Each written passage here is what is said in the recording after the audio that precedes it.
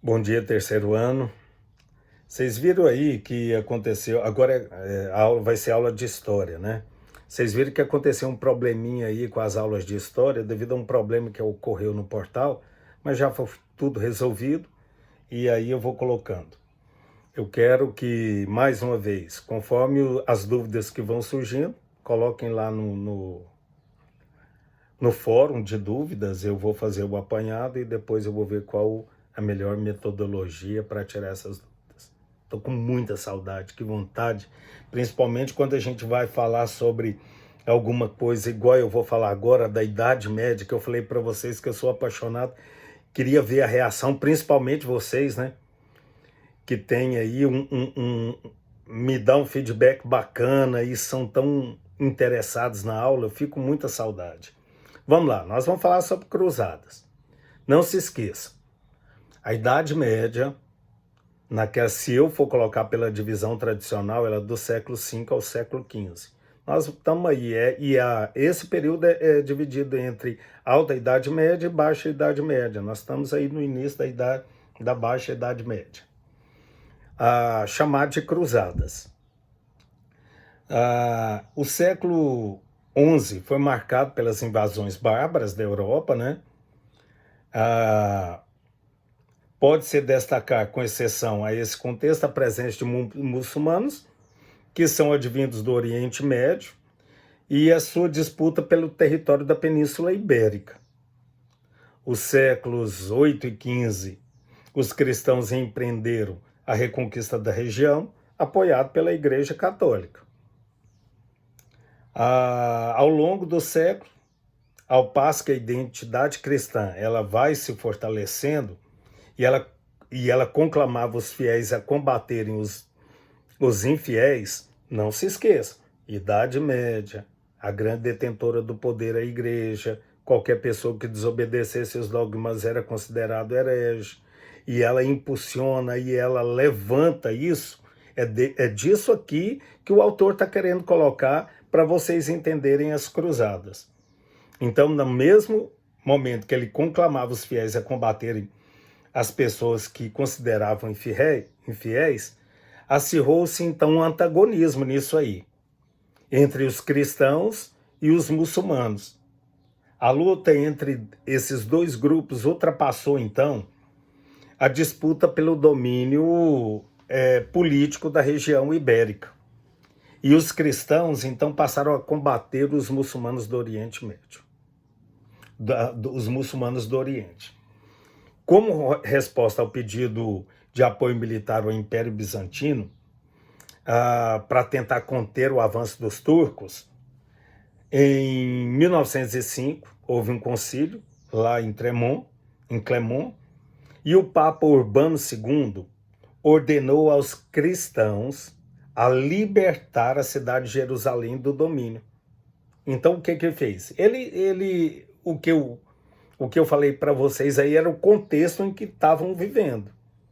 E agora ele vai falar, ele conclama para que agora vão lá e liberte a cidade de Jerusalém. Isso é o início das cruzadas.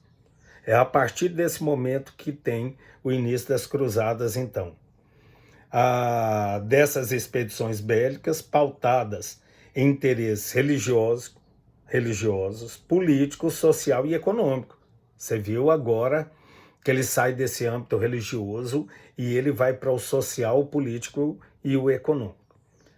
E agora eu reservei esse tempo porque eu queria muito estar aí para a gente ter aquela bela discussão. Olha aqui para vocês verem o que a igreja faz nesse exato momento. Por quê? Porque se eu estou falando de guerra, se eu estou falando de libertar, eu preciso de contingente. Como arrumar os contingentes? Sabendo que na Idade Média, poder descentralizado, então cada um tinha o seu rei, sua lei e sua moeda. Então, o rei existe uma figura decorativa, mas cada feudo tem o seu rei, sua lei e sua moeda. Então, prestem atenção aqui. Olha aqui, para convencer os nobres feudais e senhores feudais a participarem desse combate. Para convencer os nobres feudais a lutarem nas cruzadas, a Igreja Católica lhes prometeu o perdão dos pecados estimulou os ideais da cavalaria, que pregavam a bravura, a coragem dos cavaleiros na defesa da fé e dos preceitos cristãos. Olha o poder de persuasão da igreja. Então, como é que ela vai tentar arrumar para fazer valer essa guerra? Então, o pecado está perdoado e vamos fazer valer a igreja, fazer crescer. Outros fatores que motivaram as cruzadas também, a necessidade de pacificar a Europa, canalizando o espírito combativo dos cavaleiros contra esses inimigos externos. E resolver os problemas excessivos dos números de nobres sem terras. Olha aí, filho de senhores feudais que, por não serem primogênitos, não recebiam herança. O desejo de retomar plenamente as rotas comerciais, expulsando os islâmicos. Então eles vinham também uma oportunidade de agora ter uma ascensão. E as coisas começarem a voltar, ou voltar não, porque não tinha nem condições disso, foi 1000 anos, né? A ter o quê? Um momento que eles poderiam agora ter um crescimento. Então eles viam também essa oportunidade. Então esse desdobramento do movimento cruzadista foram decisivos na crise do feudalismo, pois houve mortes, diversos nobres acabaram empobrecendo. Com essa necessidade de criar exército forte, tem gasto. Então isso traz um prejuízo muito grande. Se eu estou falando de combate, eu estou falando de morte. Então tem um problema muito sério acontecendo nesse momento aí da cruzada. Os reis centralizaram boa parte do poder militar nos reinos feudais. E isso aí, paralelamente a isso que está acontecendo, olha o que está acontecendo nesse momento da Idade Média.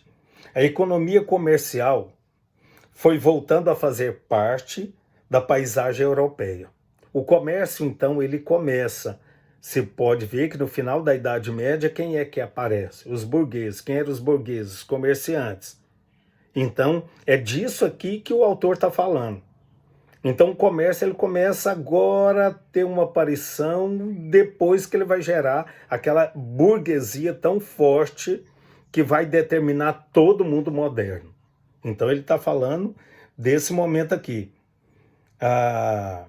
Essa nova organização refletia a situação do comércio e implicava outras mudanças, que era a circulação. Se eu tenho comércio, eu tenho que ter agora como comercializar. Então tem que ter moeda. Agora, como o poder era descentralizado, mais uma vez, cada um tinha seu rei, sua lei, sua moeda, então existiam várias moedas. Então como fazer essa comercialização? É daí que vem as feiras, por isso que tem segunda-feira, terça-feira, quarta-feira, devido a uma localização onde eles ficam, que depois nós vamos ver isso. Mas só para vocês entenderem o contexto.